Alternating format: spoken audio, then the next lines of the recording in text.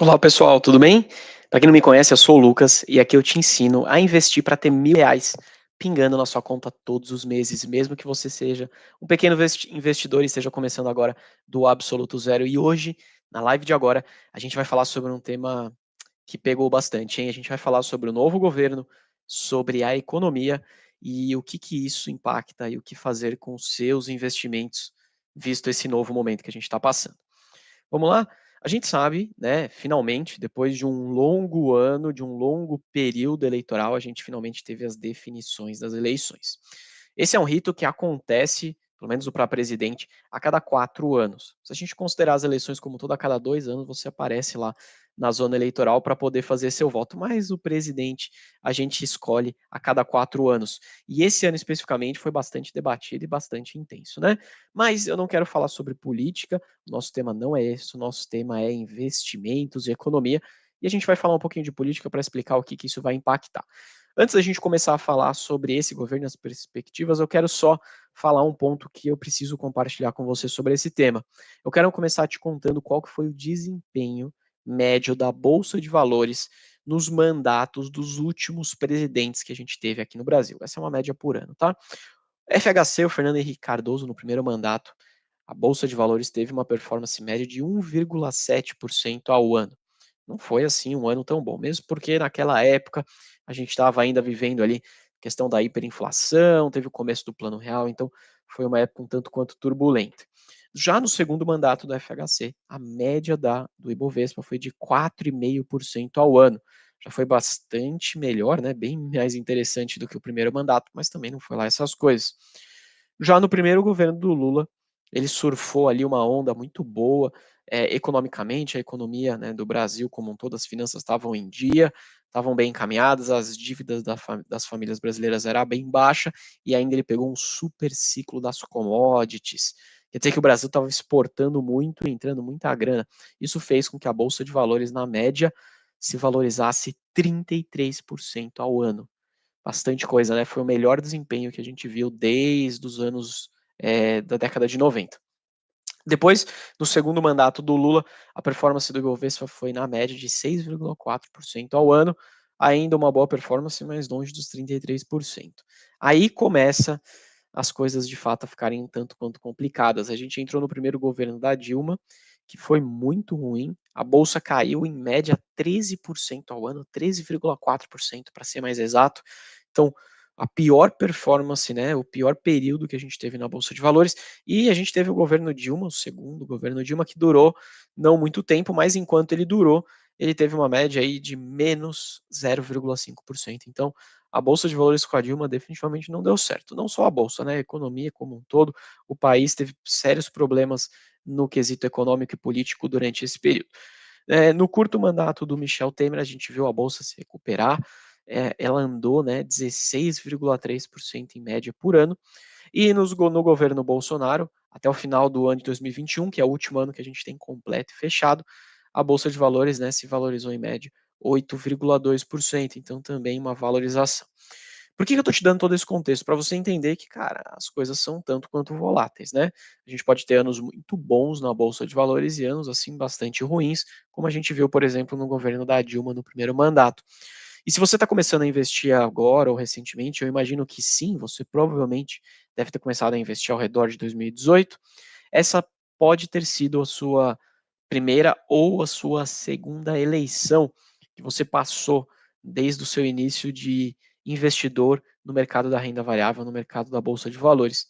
E o que eu quero te dizer, para você que está começando agora e viveu, né, a sua primeira ou sua segunda experiência em uma eleição de presidente, é que isso ainda vai acontecer muitas e muitas vezes. A gente vai passar por uma série de eleições.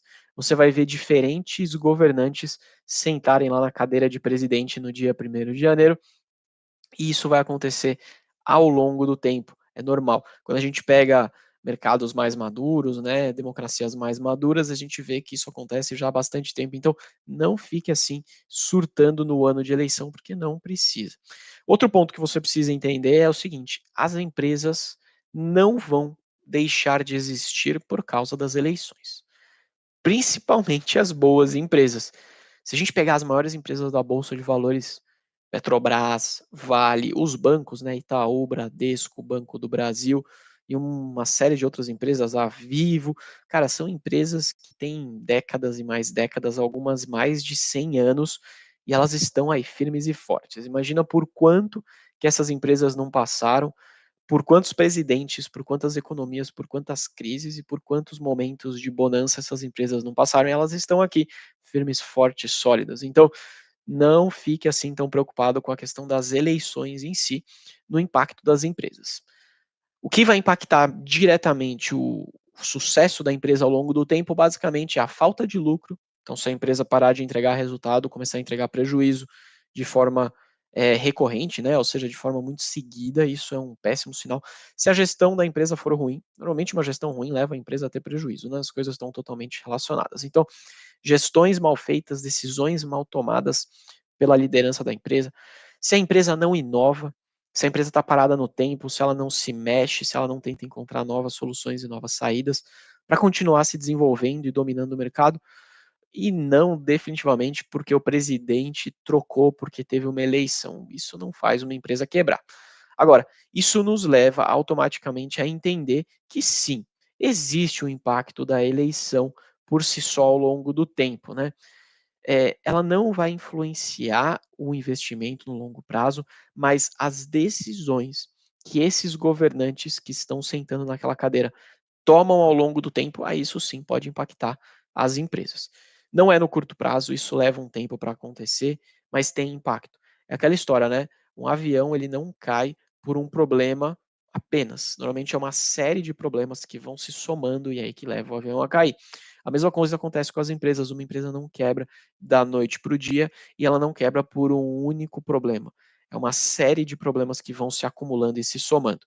Então, com o governo é a mesma coisa. Você não vai ver um país entrar em problemas sérios econômicos ou um país ainda chegar a entrar em problemas como alguns dos nossos vizinhos aqui na América Latina sofrem de uma hora para outra e por uma decisão errada. É uma série de decisões. Então, o governante que senta naquela cadeira como presidente, ele é importante, sim, óbvio, mas principalmente nas decisões que ele toma hoje, o que essas decisões vão impactar no longo prazo, como que ele vai gerir. Então, conectando com o tema da eleição de agora que a gente teve, o que esperar do novo governo do ex-presidente, né, e agora atual eleito presidente Lula para os próximos 4 anos? Cara, eu vou te dizer que tem algumas coisas bastante importantes que ele vai ter que resolver ou decidir ou lidar nesses próximos 4 anos. O primeiro ponto, logo de partida, é que o presidente vai ter um problema seríssimo para resolver relacionado ao orçamento. O ano de 2022 para o Brasil foi um ano de muito gasto. O Brasil gastou mais do que deveria, mais do que podia, e fez um orçamento para o ano de 2023 de verdade, faltando um monte de coisa importante. Então, o novo governo vai ter que decidir, vai ter que resolver esse problema. Como considerar para o orçamento de 2023 coisas, né, importantes e básicas para a população brasileira e algumas outras promessas que o governo fez, sendo que não tem dinheiro. Beleza? Ao que tudo indica, portanto, em 2023 teremos um ano ainda bastante difícil. Um ano que tende a ser igual a 2022 ou pior.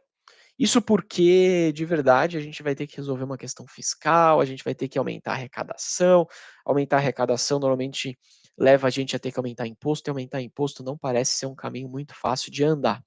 Afinal de contas, nós brasileiros já pagamos bastante imposto, né? Você sabe muito bem, eu também, quanto de imposto a gente não paga em tudo que a gente faz, desde do nosso salário, né? Que o imposto de renda é o leão, ali abocanha um pedaço enorme do nosso salário, até de fato as coisas que você faz, os serviços que você contrata, os produtos que você compra, tudo isso já tem muito imposto. Então, subir imposto é uma coisa que vai ser um tanto quanto difícil de fazer, e mesmo que seja feito, não vai ser tanto assim. O que sobra é tentar reduzir os gastos públicos, e reduzir gasto público depende dos governantes quererem diminuir o dinheiro que eles têm para gastar, e aí a gente sabe que também é complicado. Bom, tudo isso para dizer que não sou eu nem você que vamos conseguir resolver isso. Quem sentou lá na cadeira de presidente é quem vai ter que resolver isso, negociar com o Congresso e achar uma saída para o orçamento do Brasil do ano que vem, de 2023. Além disso, tudo indica que o governo Lula vai ter uma dificuldade maior lá no próprio Congresso, porque o Congresso, diferente do que ele encontrou no primeiro e no segundo mandato dele, Agora, o nosso Congresso, a partir de 2023, é de maioria de oposição. E quando a maioria é oposição, isso vai exigir de você, né, no caso do governante, uma técnica muito boa de negociação com esse governo. Mas isso também nos leva a um segundo ponto que pode ser interessante, que é o governo vai precisar ser muito mais equilibrado, muito mais moderado, porque se for um governo muito ativista, um governo que defende muito a bandeira única e exclusivamente do partido, ele não vai conseguir fazer muita coisa, ele não vai conseguir aprovar as pautas, as reformas que ele quer aprovar, porque o Congresso pensa diferente, né? Principalmente na estrutura dele, pensa diferente do que o governo. Então, o governo vai precisar ser um governo mais moderado. A galera fala aí na televisão que é quando o governo vai ter que tender mais ao centro. E ele vai ter que ser muito bom em negociar. Eu acredito que esse governo vai ter que ser um governo mais austero, ele vai precisar cuidar das finanças, não vai ter jeito. Por mais que ele tenha algumas pautas ali, algumas promessas feitas na campanha, que são promessas relacionadas à distribuição de renda e assim por diante, né, aumentar os gastos públicos, isso não vai ser feito de forma muito descontrolada, porque vai ter um Congresso na maioria como oposição, e ele tem um problema na conta que ele precisa resolver das contas públicas, caso contrário, ele não vai ter dinheiro para financiar esse monte de coisa, esse monte de promessa que o governo acabou fazendo. Então, isso também tende a deixar o governo um pouco mais austero, um pouco mais controlado. Fechado? E tem algumas características quando a gente começa a falar um pouco mais de investimento que a gente já viu nos governos anteriores do PT e que a gente pode esperar ver de novo, e isso impacta diretamente no universo dos investimentos. O primeiro ponto é que a taxa de juros, que está já muito alta, que subiu bastante, a gente deve ver ela ainda nesse patamar por algum tempo. Alguns especialistas, né, alguns analistas ali do mercado diz que essa taxa de juros deve permanecer dessa forma pelo menos até metade do ano de 2023, e aí a partir disso talvez ela comece a cair. Então, de qualquer maneira, para nós aqui investidores, a mensagem que fica é: a taxa de juros não deve subir mais, mas ela também não deve cair tão cedo, e se cair vai começar a cair de forma bem lenta. Fechou? Quando a taxa de juros está muito alta, isso faz com que as pessoas consumam menos, isso faz com que a economia fique mais devagar. Isso pode ser uma boa oportunidade, porque acaba colocando as boas empresas, as empresas sólidas e que no longo do tempo já se provaram conseguir passar por altas tempestades e estão aí firmes, fortes, vivas e ainda mais fortes, pode ser uma boa oportunidade para você olhar para essas empresas com mais carinho. Quando a gente fala de taxa de juros especificamente, olha, uma coisa que eu já consigo te afirmar é que você não deve ver tão cedo assim aquela taxa de juros igual a gente viu no começo da pandemia, ali no início da pandemia, na casa de 2, 3%. Isso não vai acontecer tão cedo. Por outro lado, você no médio prazo também não deve acreditar que essa taxa de juros, né, de quase 14% vai ficar desse jeito por muito tempo. Esse não é um valor também sustentável, isso acaba destruindo toda a produção do país e de verdade a gente não precisa disso e não quer que isso aconteça. Então a gente deve ver uma taxa de juros ali no meio do caminho, não vai ser 2 e 3%, infelizmente, pelo menos não tão cedo, mas também não vai ser esses 14% por muito tempo. A taxa de juros deve ficar no meio do caminho, tá bom? E quando os juros começarem a cair, a gente vê alguns setores específicos se beneficiando de forma muito rápida, principalmente os setores de consumo, de varejo, né, aqueles consumos de bens e produtos, também setores relacionados à construção civil. Afinal de contas, a taxa de financiamento imobiliário fica mais barata, isso estimula as pessoas a mudarem de casa, comprarem o primeiro imóvel, saírem do aluguel e assim por diante.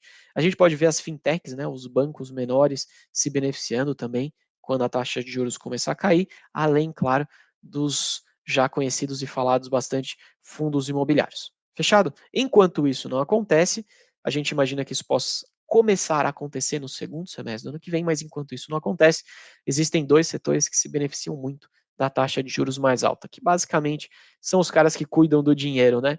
Os bancos e as seguradoras, beleza? São setores ali mais defensivos para quando a gente tem uma taxa de juros elevada demais. Agora, falando especificamente do governo, já falamos um pouquinho de economia, falamos um pouco do histórico do governo e dos governos, mas falando um pouquinho do que a gente pode esperar para as empresas quando a gente olha para um governo do PT. De primeiro ponto, a gente pode esperar mais intervenção nas empresas estatais. E eu não estou falando isso da minha cabeça, não estou falando isso porque eu tenho uma bola de cristal, eu estou falando isso porque a gente já teve governos do PT, pelo menos dois do Lula e mais um e-mail da Dilma, e a gente viu isso acontecer, a gente viu mais intervenção nas empresas estatais. Então, se nada mudar, podemos esperar a mesma coisa nas empresas estatais. Beleza? Quando a gente olha também para que o fato do governo, né, ter as contas extremamente apertadas para o ano que vem, a gente sabe que ele não tem espaço nenhum no orçamento para conseguir arranjar tanto dinheiro assim. Isso me leva a crer que as estatais possam aparecer como um ponto importante e estratégico para o governo para conseguir dinheiro e, de alguma forma, injetar grana e financiar, né, o que o governo colocou e prometeu, que esse recém-sentado lá, o Lula e o partido prometeu durante a campanha. Como, Lucas? O que você está querendo dizer? Eu estou falando o seguinte, olha, se o governo não vai ter tanto dinheiro assim, não tem espaço no orçamento, como é que ele consegue tentar ajudar a colocar mais dinheiro na economia? Uma forma pode ser através dos bancos controlados pelo governo federal e pelos governos estaduais, a estimular a distribuir crédito mais barato, colocar eventualmente crédito para rodar na economia, fazer empréstimos com juros menores. Isso pode acontecer. Outra forma que ele pode encontrar é, quem sabe, tentar fazer com que o preço do combustível seja vendido na bomba, né, ou pelo menos seja negociado dentro do país a preços menores do que deveria, do que os pares internacionais. Então isso também pode acontecer. É uma forma de você tentar injetar dinheiro na economia a preço, né, a custo de empresas estatais. Então, fique atento, isso pode ser uma saída. A gente pode ver decisões políticas influenciando nas decisões estratégicas dessas empresas. Parte dessas empresas, né, algumas delas, estão sim listadas na Bolsa de Valores e você pode, quem sabe, ser sócio delas. Então, fica ligado com isso. Podemos esperar também menos dividendos dessas empresas, principalmente empresas aí, Petrobras e Banco do Brasil, que foram as empresas que nos últimos anos pagaram os maiores dividendos, dividendos esses recordes, inclusive para essas próprias empresas. Ó, recentemente, na semana passada, a Glaze, né, deputada federal e que faz parte ali do governo e do time de transição, já postou no Twitter. Ela postou a seguinte frase: passadas as eleições, volta sangria na Petrobras, estão preparando a distribuição de 50 bilhões de reais em dividendos. Não concordamos com essa política que retira da empresa a sua capacidade de investimento e só enriquece o acionista. A Petrobras tem o serviço de servir o povo brasileiro. Dito tudo isso, essa daqui foi o tweet da Gleisi Hoffmann. Tá bem claro, né, que esse novo governo não concorda com distribuição de dividendos no patamar que foi feito nos últimos anos, nos últimos trimestres. Então, tá dado aqui, né? A mensagem tá bem clara. Pode esperar menos dividendos dessas empresas daqui em diante, principalmente a partir de janeiro. Fechado? Isso vai acontecer, já fica ligado. Eu, particularmente, até contando a minha experiência, eu particularmente não consigo ter ações da Petrobras na carteira, já tentei, já tive ações da Petrobras 2 vezes, mas eu admito que eu não conseguia dormir bem. Era uma característica minha, eu colocava a cabeça no travesseiro e eu ficava preocupado com essas ações. Ficava pensando, pô, será que amanhã vai aparecer um tweet do presidente? Será que amanhã vai vir uma canetada que vai mudar a estratégia da empresa? Então, por mais que você olhe para a empresa e olhe os fundamentos, esse risco político na empresa Petrobras especificamente fazia com que eu não conseguisse dormir bem. Por isso, eu não tenho ações da Petrobras na carteira, já tive 2 vezes e vou te dizer que não consigo manter essa carteira. Isso é importante. É importante você conseguir medir, saber o tamanho do risco que você quer correr e entender se você está dormindo bem ou não, ou se você está dormindo preocupado. Se você estiver dormindo preocupado, você sem dúvida nenhuma está correndo um risco maior do que você deveria. Fechado? Tem pessoas que conseguem investir em ações como o da Petrobras e conseguem dormir bem com isso.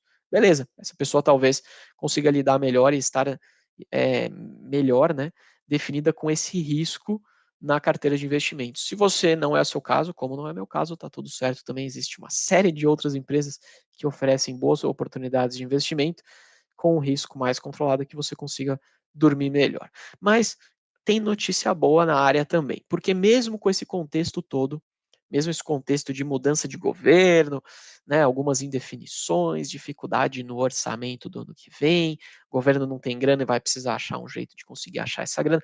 Mesmo com tudo isso, existe notícia boa.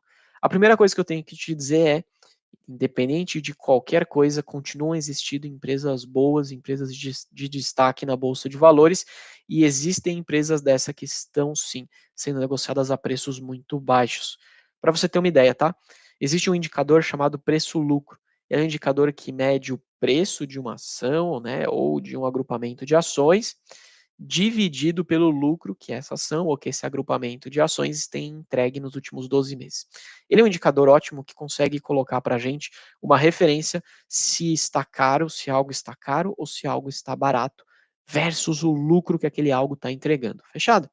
Esse indicador, chamado PL, do Ibovespa, atualmente está em 4,6 vezes.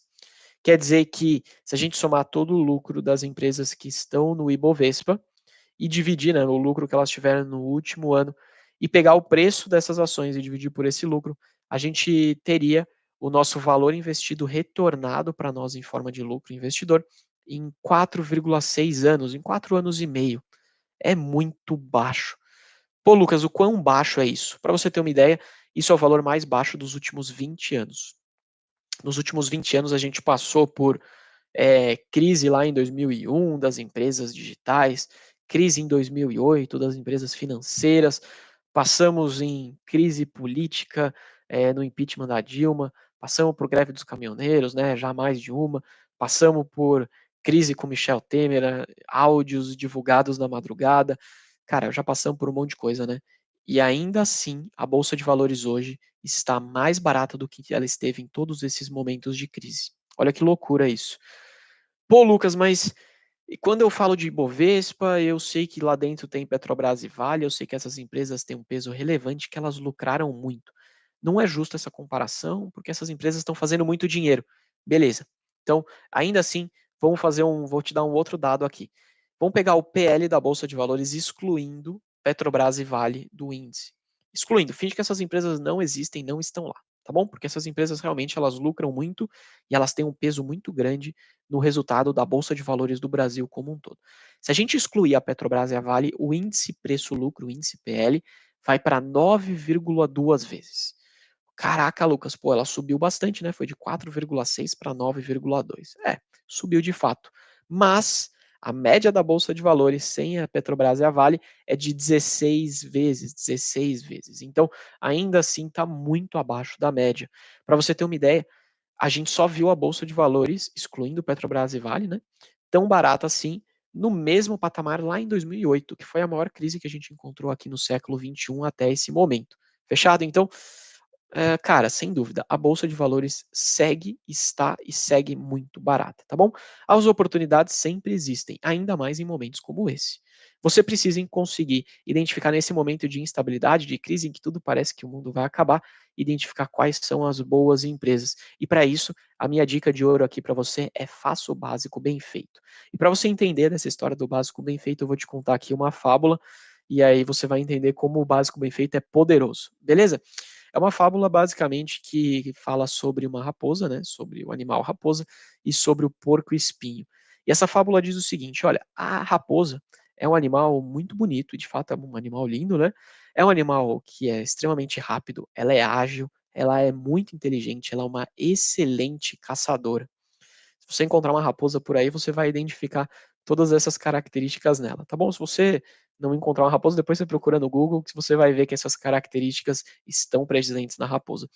Já o porco-espinho, cara, o porco-espinho, ele não é tudo isso, né? Ele é lento, ele não, definitivamente não é ágil igual a raposa, ele também não é tão inteligente assim como a raposa, ele não sabe caçar tão bem, mas ele tem uma coisa que ele faz muito bem, que é se proteger dos caçadores, né, proteger dos seus predadores utilizando os seus espinhos. Então, inclusive, quando a gente olha para o animal raposa, que é tudo isso, que tem um monte de coisa que ela faz bem feita, nem a raposa consegue caçar com tanta facilidade assim o porco-espinho, porque o porco-espinho ele consegue se defender, ele solta aqueles espinhos dele, e a raposa não consegue de fato abocanhar o porco-espinho e usar ele como uma fonte de alimentação na sua dieta. Logo, por mais que a raposa seja muito melhor e muito mais completa do que o porco-espinho faz uma coisa muito bem feita, que é conseguir se defender dos predadores. Isso torna o porco-espinho, então, um vencedor nesse quesito sobrevivência na selva. E vamos dizer que no reino animal sobreviver na selva é um ponto bem importante. O que eu estou querendo te dizer tudo isso não vamos morar na selva, nada disso, a gente não precisa ter espinhos igual ao porco espinho, mas o que eu estou querendo te dizer é que se você fizer o básico bem feito no mundo dos investimentos, você sem dúvida nenhuma vai conseguir ter sucesso. Você não precisa ficar inventando moda para conseguir atingir e conseguir, né, alcançar bons resultados. Qual que é o básico bem feito no mundo dos investimentos e no mundo da renda variável? Encontrar boas ações que estejam sendo negociadas a bons preços e comprar essas ações. É isso. Pô, Lucas, mas isso é muito simples. Cara, exato. Faça o básico bem feito e repita ele por muitos e muitos anos, que você vai ter um resultado extraordinário, você vai ter um resultado acima da média lá na frente. Se você ficar inventando muito moda, se você quiser ficar começando a, não, eu quero rodar carteira, eu quero comprar e vender ativo, eu quero adivinhar o melhor ponto de venda da ação, eu quero adivinhar o melhor ponto de compra da ação, você vai ficar inventando moda e você não vai conseguir ter bons resultados, beleza? Por quê? Porque você está inventando, porque você está querendo criar uma fórmula que de verdade é tão complexa e tão complexa que faz com que você perca a sua atenção e você perca o seu foco de fazer o básico bem feito. Fechado? Olha, eu vou te dizer um ponto aqui, tá? Não é porque todo mundo. Não sei se tá martelando na sua cabeça, eu imagino que possa estar, né? Cara, se você tá falando pra mim que é só fazer o básico bem feito, por que que então todo mundo não faz? Por que que a galera não tá fazendo o básico bem feito se é assim tão simples? As pessoas complicam à toa e sem necessidade nenhuma. A galera quer ficar tentando adivinhar o futuro, a galera quer ficar especulando, e aí, de verdade, as pessoas perdem ótimas oportunidades ou ainda elas fazem besteira, elas acabam fazendo investimentos ruins.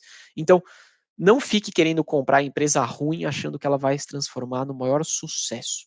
Não fica querendo adivinhar aquela empresa que está indo super mal das pernas, que está quase quebrada, achando que vale a pena comprar e investir naquela ação porque aquela empresa vai mudar o resultado, vai ficar muito melhor e você vai acertar o maior investimento da sua vida. Se você ficar procurando por isso, você vai a chance é que você vai passar a vida inteira procurando, batendo a cabeça, fazendo investimentos ruins, você não vai encontrar e você perdeu uma excelente oportunidade ao longo do tempo, colocar na sua carteira bons ativos a bons preços, tá bom?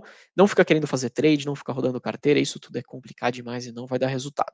Tô te falando isso porque eu já tentei fazer e eu te digo que deu muito menos resultado do que o que eu faço hoje, que é fazer o básico bem feito. Fechado? Repita isso por muitos anos e sem dúvida nenhuma o resultado virá. Para encerrar nossa live de hoje, eu vou fechar com uma frase curta de Warren Buffett, aquele bom velhinho já conhecido por quem já está no mercado de investimentos há algum tempo. Se você entrou agora, provavelmente você vai ouvir falar esse nome. Isso porque esse cara talvez seja o maior investidor de todos os tempos que a gente tem de exemplo. Mas ele tem uma frase muito boa aqui, que é a frase que eu quero que você preste atenção. Ele diz que a bolsa de valores é um mecanismo de transferência de dinheiro dos impacientes para os pacientes. Fechou? Então não seja o impaciente. Esteja do lado daquela pessoa que tem paciência e que vai acumular bons ativos. Não se deixe levar pelas notícias de curto prazo. Faça o básico bem feito e seja paciente. Fechado? Faça do tempo o seu aliado e não o seu inimigo. Espero que você tenha gostado da live de hoje. Até a próxima. Um grande abraço.